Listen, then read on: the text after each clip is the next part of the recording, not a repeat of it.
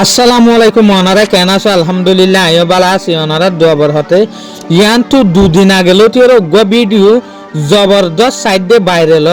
ভাইরালর তো ভিডিও বা হন্নইং হলে যেন নাকি ইন্ডিয়ার মাঝে যে বলিউড মশুর একটার আছে জন আব্রাহাম ই ভাই অগ্গা গনসি ফিন্নে দে গনসি মাঝে মারহা আছে দেখি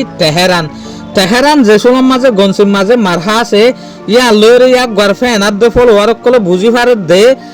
ইরানের ওরে যে ইউএস আর দেশার এলিওরে এটেক গজে এটেক ইবারে জন আব্রাহামে পছন্দ করে এত লাবলিওরে এটেক ইবা পছন্দ করে এত লাবলিওরে